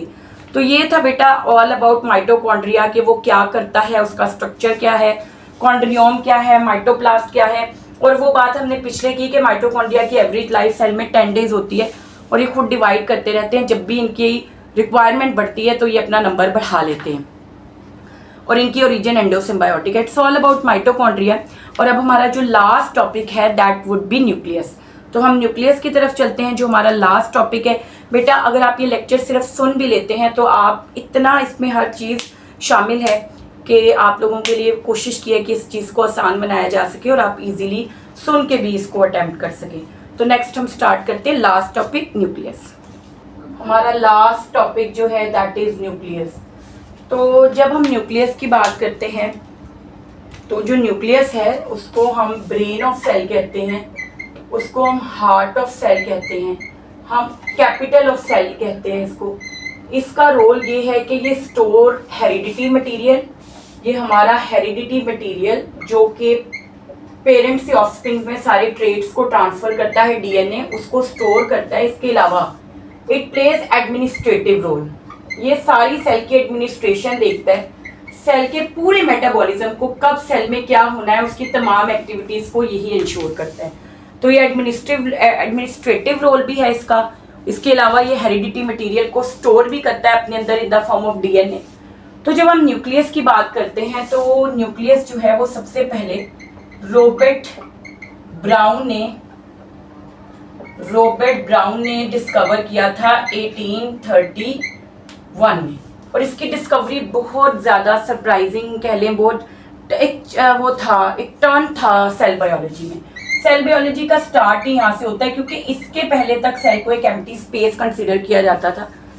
इसने पहली बार जब डिस्कवर किया इतना प्रोमिनेंट न्यूक्लियस, तो उसके बाद काम हुआ इस बात पर शुरू कि सेल के अंदर क्या क्या स्ट्रक्चर्स मौजूद हैं। ठीक है, तो जब आप न्यूक्लियस की बात करते हैं तो it is visible only in a non dividing cell. आप न्यूक्लियस को सिर्फ एक नॉन डिवाइडिंग सेल के अंदर ऑब्जर्व कर सकते हैं। न्यूक्लियस को नॉन डिवाइडिंग सेल के अंदर आप देख सकते हैं। ठीक है, क्योंकि during cell division it breaks down, ये ब्रेक हो जाता है, तो visible only during non dividing phase of cell. फिर अगर आप देखें तो न्यूक्लियस की नंबर की बेस पर हम सेल्स को क्लासिफाई भी कर सकते हैं। नंबर ऑफ न्यूक्लियस वेरी कर सकता है। मोस्ट ऑफ द सेल्स जो होते हैं वो यूनिन्यूक्लिएटेड होते हैं, यानी जो यूकैरियोटिक सेल्स हैं वो यूनिन्यूक्लिएटेड होते हैं। एक न्यूक्लियस मौजूद होता है पर सेल, लेकिन कुछ केसेस में बाई न्यूक्लिएटेड भी हैं। बाई न्यूक्लिएटेड की एग्जांपल ये most of the eukaryotic cell, हमारे ज़्यादातर यूकैरियोटिक सेल्स जो हैं वो ऑब्वियसली क्या हैं, यूनिन्यूक्लिएटेड। लेकिन कुछ सेल्स बाई न्यूक्लिएटेड भी होते हैं, जैसे कि पैरामीशियम, इसके अंदर एक मेगा न्यूक्लियाई होता है, एक माइक्रो न्यूक्लियाई होता है। कुछ सेल्स मल्टी न्यूक्लिएटेड, अगर दो से ज़्यादा हैं न्यूक्लियस, चाहे वो 3 है या 300, तो मल्टी न्यूक्लिएटेड। बेस्ट एग्जांपल हमारे स्केलेटल मसल सेल्स, हमारे स्केलेटल मसल सेल्स जो होते हैं वो मल्टी न्यूक्लिएटेड होते हैं। फंगल हाइफी मल्टी न्यूक्लिएटेड होते हैं।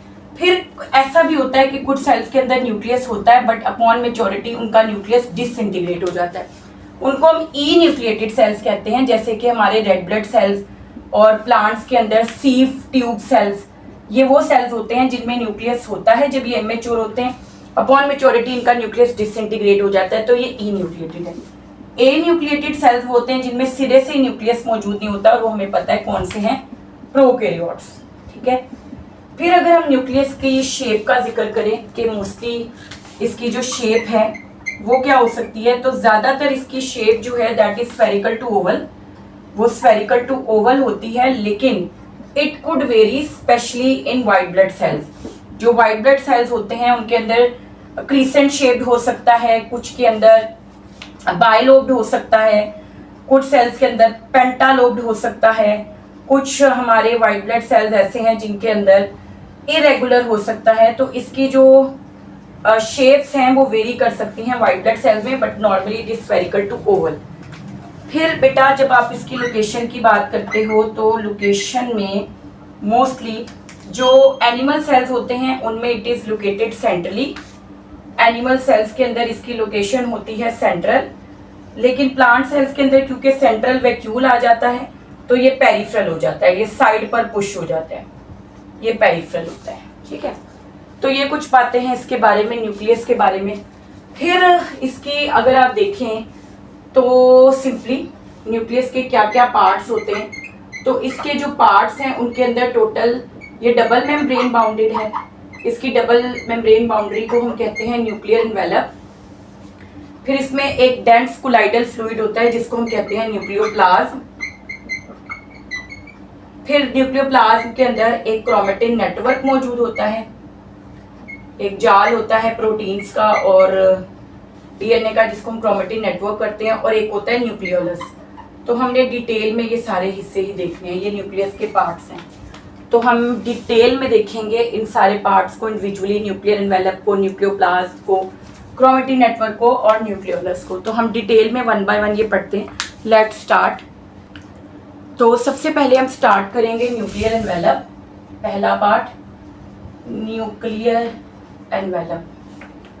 तो जब हम न्यूक्लियर एनवेलप का जिक्र करेंगे तो ये डबल मेम्ब्रेन बाउंड्री है, this is double membrane boundary जिसको हम बोलते हैं न्यूक्लियर एनवेलप। इस डबल मेम्ब्रेन बाउंड्री के अंदर जो आउटर मेम्ब्रेन होती है वो कंटिन्यूस होती है आरईआर के साथ, जिसकी वजह से उसकी सरफेस पे भी कुछ राइबोसोम्स अटैच्ड होते हैं। और जो इनर मेम्ब्रेन होती है वो टोटली क्या करती है, न्यूक्लियर मटेरियल या जो न्यूक्लियर कंटेंट्स हैं उनको अपने अंदर एनक्लोज करती है और साइटोप्लाज्म से सेपरेट करती है।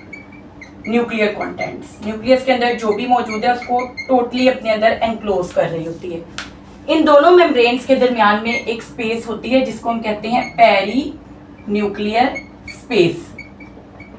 ठीक है। अब बेटा क्या होता है कि न्यूक्लियर, ये जो है ना हमारे पास, ये डबल मेम्ब्रेन बाउंड्री, इसके नीचे एक प्रोटीन लेयर मौजूद होती है, एक प्रोटीन लेयर होती है जिसको हम कहते हैं न्यूक्लियर लैमिना, न्यूक्लियर लैमिना। ठीक है। अब कुछ पॉइंट्स ऐसे आते हैं जहां पर ये आउटर और इनर मेम्ब्रेन एक दूसरे के साथ कंटिन्यूअस हो जाती हैं, जुड़ जाती हैं। ये देखिए, ये आउटर मेम्ब्रेन है और ये किसके साथ कॉन्टिन्यूअस है, हमें पहले ही पता है, ये पहले भी हम डिटेल में देख चुके हैं। ये कंटिन्यूअस है आपके एंडोप्लाज्मिक रेटिकुलम के साथ और इनर मेम्ब्रेन टोटली एनक्लोज कर रही है न्यूक्लियर कंटेंट्स को। कुछ पॉइंट्स पर ये दोनों क्या हो जाते हैं, कंटिन्यूअस। जहां पर ये दोनों कंटिन्यूअस होती हैं, आपस में जुड़ती हैं, वहां पर पोर्स बन जाते हैं जिनको हम कहते हैं nuclear pore complex, nuclear pore complex. यहाँ पर पोर्स बन जाते हैं, ठीक है, जहां पर ये कंटिन्यूअस होती हैं। मोर ओवर यहाँ पर एक जो प्रोटीन लेयर होती है न्यूक्लियर एनवेलप के नीचे, उसका अभी हमने नाम पढ़ा है कि वो क्या है, न्यूक्लियर लैमिना। अब अगर आप न्यूक्लियर पोर कॉम्प्लेक्स का स्ट्रक्चर देखें कि न्यूक्लियर पोर कॉम्प्लेक्स का क्या स्ट्रक्चर है, तो न्यूक्लियर पोर कॉम्प्लेक्स बहुत इंपॉर्टेंट है, क्योंकि या न्यूक्लियर पोर्स भी इनको कहते हैं, खाली न्यूक्लियर पोर्स भी कहते हैं, न्यूक्लियो पोर्स भी कहते हैं। तो ये जो न्यूक्लियो पोर्स होते हैं, इनके स्ट्रक्चर को हम न्यूक्लियर पोर कॉम्प्लेक्स कहते हैं। न्यूक्लियर पोर कॉम्प्लेक्सेस क्या करते हैं, जो न्यूक्लियो साइटोप्लाज्मिक ट्रैफिक होती है उसको रेगुलेट करते हैं। यानी जो भी चीज न्यूक्लियस से बाहर जानी है या अंदर आनी है, वो इन्हीं पोर्स के थ्रू जानी और आनी है। न्यूक्लियर पोर कॉम्प्लेक्सेस जो होते हैं उनके 4 पार्ट्स होते हैं। अगर हम देखें तो इट हैज 4 पार्ट्स। एक इसके अंदर मौजूद होता है एन्युलर सब यूनिट, एक होता है एन्युलर सब यूनिट, एक इसका बेसिकली होता है कॉलमनर सब यूनिट, एक इसका होता है रिंग सब यूनिट, और एक इसका होता है बेटा ल्यूमिनर सब यूनिट। ये 4 चीजें मिलके क्या बना रही होती हैं, एक पोर। अगर हम देखें तो जो पोर की बेसिकली इनर वॉल होती है ना, जो इनर वॉल है पोर की, ये जो एन्युलर सब यूनिट होता है ये इनर लाइनिंग बनाता है, ये इस पोर की इनर लाइनिंग बनाता है, और ये आउटर वॉल बनाता है, ठीक है, आउटर वॉल। फिर रिंग सब यूनिट इसकी छत होती है। जो रिंग सब यूनिट होता है ना, वो इसके ऊपर होता है। एक साइड अगर देखें तो ये समझे कि कॉलनर सब यूनिट है, ये कॉलनर सब यूनिट्स आ गए, ठीक है, और उसके ऊपर एक डिस्क शेप्ड रिंग होती है जो इसकी छत होती है। बेसिकली ये जो होती है ना, ये इसकी छत बना रही होती है। और ल्यूमिनर सब यूनिट जो होते हैं वो इसको आउटर और इनर मेम्ब्रेन के साथ जोड़ते हैं, ठीक है। ये एक साइड से है, ये रिंग सब यूनिट, ये एन्युलर सब यूनिट, ये कॉलनर सब यूनिट और ये ल्यूमिनर सब यूनिट्स हैं जो इसको जोड़ रहे हैं सेल मेम्ब्रेन के अंदर। यहाँ पर इस तरीके से ये ल्यूमिनर सब यूनिट्स हैं जो इसको अटैच करवा रहे हैं। तो ये 4 सब यूनिट्स हैं, और बेसिकली क्या होता है, इनसे ना इस तरीके से कुछ एक्सटेंशंस निकल रही होती हैं जिनको कलेक्टिवली हम कहते हैं न्यूक्लियर बास्केट, ठीक है। ये आ गया। न्यूक्लियर साइटोप्लाज्मिक ट्रैफिक को ये कंट्रोल करता है, और उसमें ये होता है कि जो भी चीज इंपोर्ट और एक्सपोर्ट होनी है सेल में, इसके थ्रू होती है। इंपोर्ट क्या करना होता है, वेरियस एंजाइम्स इंपोर्ट करता है न्यूक्लियस इनके जरिए, क्योंकि जो एंजाइम्स ट्रांसक्रिप्शन में चाहिए, डीएनए की रेप्लिकेशन में चाहिए, एंजाइम्स प्रोटीन्स होते हैं और प्रोटीन्स राइबोसोम्स बनाते हैं जो साइटोप्लाज्म में। तो ट्रांसक्रिप्शन जो होती है वो न्यूक्लियस में होती है, डीएनए की रेप्लिकेशन न्यूक्लियस में होती है, उसके एंजाइम्स ये इंपोर्ट करता है। एक्सपोर्ट क्या करता है, ये एक्सपोर्ट करता है मैसेंजर आरएनए को, राइबोसोमल सब यूनिट्स को, स्मॉलर और लार्जर जो न्यूक्लियोलस में बनते हैं वो यहाँ से क्या होते हैं, एक्सपोर्ट होते हैं। Messenger RNA, transfer RNA, ribosomal RNA, ये सारी चीजें राइबोसोम्स की फॉर्म में, ये राइबोसोमल सब यूनिट की फॉर्म में राइबोसोमल आरएनए होते हैं। तो ये सबको एक्सपोर्ट करवाता है, ठीक है। अगर आप न्यूक्लियर पोर कॉम्प्लेक्सेस के नंबर की बात करें तो इनका नंबर भी वेरी करता है। एक जो वेल डिफरेंशिएटेड सेल होता है, क्योंकि उसके अंदर इंफॉर्मेशन का जो पैसेज होता है वो जरा कम होता है, क्योंकि सेल डिफरेंशिएटेड है, उसको पता है मैंने क्या करना है, उसमें कम होते हैं, जैसे कि ओनली 3 to 4 पोर्स। और जो एक अनडिफरेंशिएटेड सेल होता है जिसमें अभी डिफरेंशिएशन होनी है और इंफॉर्मेशन बहुत ज्यादा न्यूक्लियस से आरएनए बन के जा रहे हैं, मैसेंजर आरएनए डिफरेंट प्रोटीन्स बनवाने के लिए, उनके अंदर they could be up to 30,000, जैसे कि जाइगोट वगैरह में, ठीक है। तो इनका नंबर वेरी करता है फ्रॉम सेल टू सेल। तो ये है अबाउट न्यूक्लियर एनवेलप। फिर हमारा आता है, पहले हम न्यूक्लियोलस करते हैं, उसके बाद हम देखते हैं क्रोमेटिन नेटवर्क। नेक्स्ट पार्ट हमारा आता है न्यूक्लियोलस। न्यूक्लियोलस जैसे सेल के अंदर एक डार्कली स्टेन्ड न्यूक्लियस दिखाई देता है, बिल्कुल वैसे ही ये एक डार्कली स्टेन्ड बॉडी है, ठीक है, स्टेन्ड बॉडी है विद इन न्यूक्लियस। इसकी कोई मेम्ब्रेन बाउंड्री नहीं है जो न्यूक्लियस से इसको सेपरेट करे, ये न्यूक्लियस का ही एक हिस्सा है। अगर हम न्यूक्लियोलस को देखें तो न्यूक्लियोलस की जो ऑर्गेनाइजेशन करवाता है, यानी ये बनता किससे है, एक रीजन से जिसका नाम है NOR। NOR stands for nucleolar organising region. ये क्रोमेटिन नेटवर्क का पार्ट होता है, ऑर्गेनाइजिंग रीजन। ये एक्चुअली में किसका पार्ट है, क्रोमेटिन नेटवर्क का। जो DNA होता है ना, उसी का पार्ट होता है ये। इसको हम सेकेंडरी कंस्ट्रक्शन भी कहते हैं।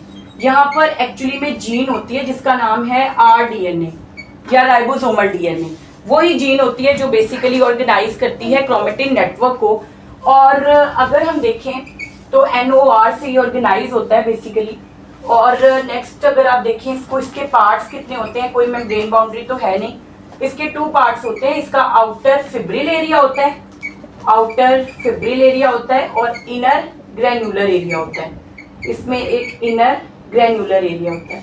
जब आप आउटर फिब्रिल एरिया की बात करते हैं तो वहाँ पर रॉ मटेरियल होता है राइबोसोम्स को बनाने के लिए। वहाँ पर राइबोसोमल RNA होगा, वहाँ पर प्रोटीन फाइबर्स होंगे, और वो असेंबल होके सेंटर में क्या बना देते हैं, ग्रैन्यूल, यानी वो राइबोसोमल सब यूनिट्स बना देते हैं। तो राइबोसोमल सब यूनिट्स होंगे। यानी अगर हम इसका देखें स्ट्रक्चर, तो पेरिफेरल एरिया जो होता है वो फिब्रिल होता है, उसमें धागा नुमा स्ट्रक्चर होते हैं। और वो धागा नुमा स्ट्रक्चर क्या होते हैं, वो प्रोटीन्स होते हैं और वो राइबोसोमल RNA होते हैं। वो असेंबल होके राइबोसोमल सब यूनिट्स बना देते हैं, लार्जर और स्मॉलर। तो सेंट्रल एरिया क्या होता है पेरेंट्स के अंदर, ग्रैन्युलर, वहाँ पर राइबोसोमल सब यूनिट्स होते हैं।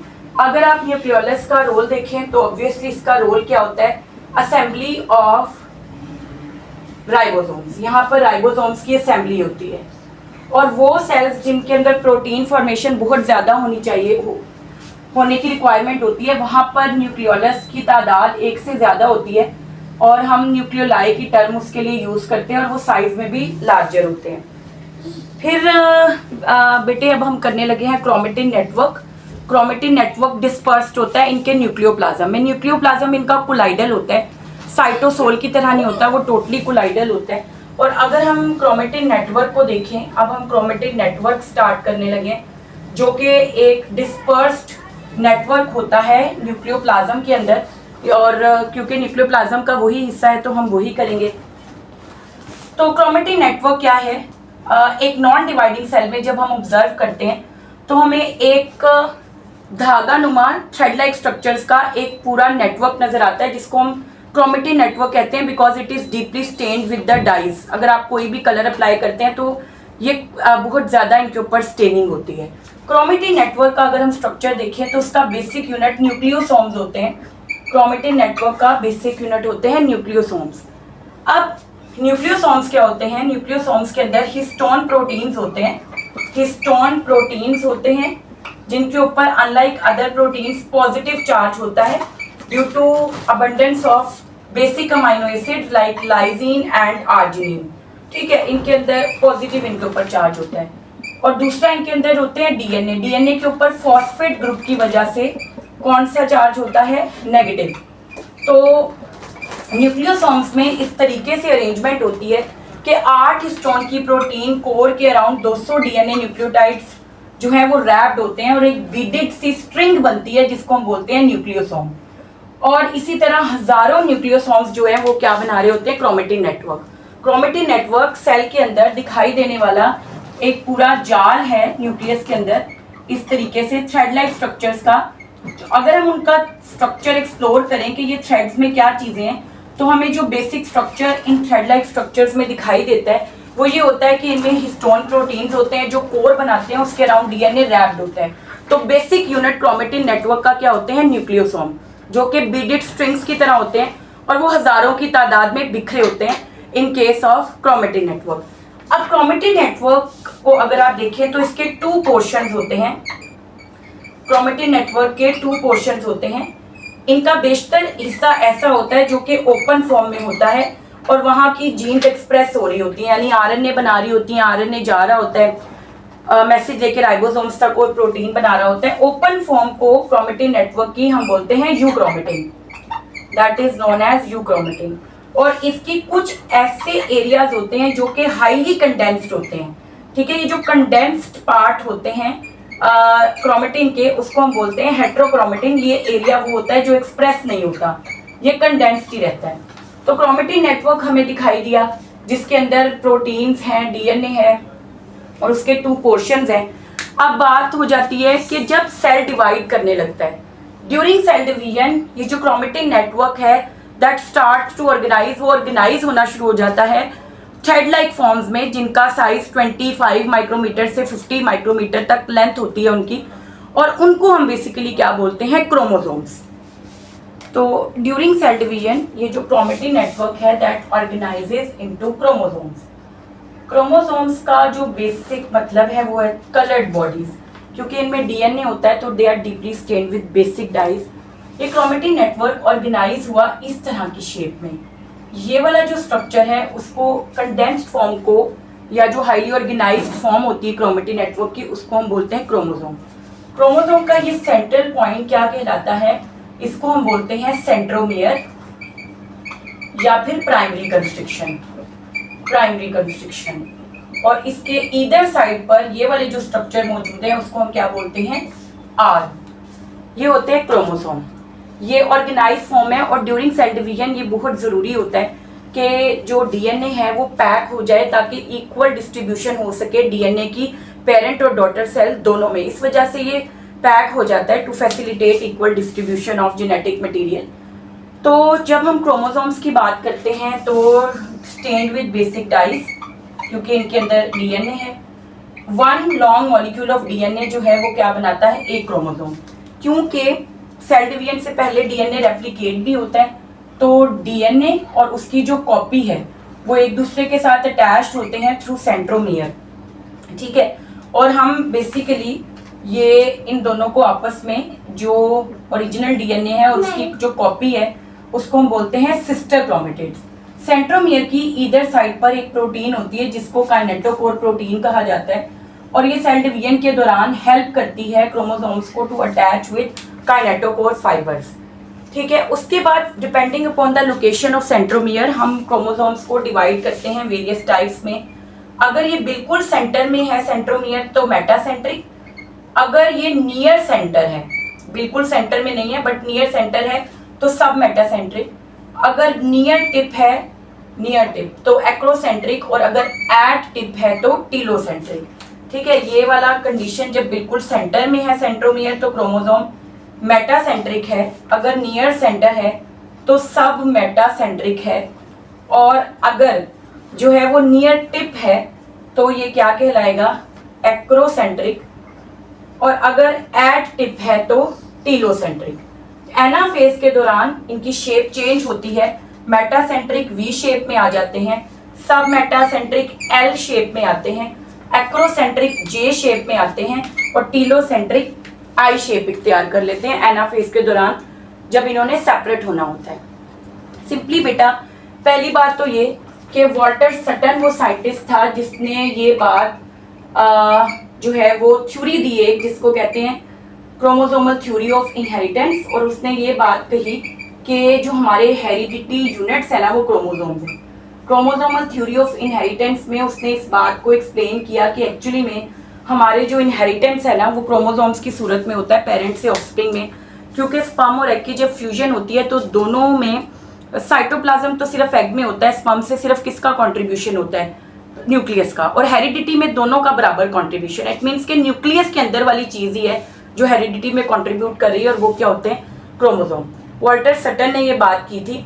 फिर उसके बाद हमारे पास साइंटिस्ट जिनका नाम है ग्रिफिथ, फिर चेस, हर्शे, ये डिफरेंट साइंटिस्ट थे जिन्होंने इस पर बात की कि डीएनए इज हेरिडिटी मटेरियल, कि एक्चुअली में क्रोमोसोम्स के अंदर डीएनए है जो हमारा हेरिडिटी मटेरियल है, तो डीएनए ही की वजह, डीएनए की पैक फॉर्म बेसिकली क्या कहलाते हैं, क्रोमोसोम। और इन्होंने कहा, ग्रिफिथ ने सबसे पहले ये बात प्रूव की थी कि डीएनए हमारा हेरिडिटी मटेरियल है, और वॉल्टर सटन ने बात की थी कि chromosomes in unit of inheritance है।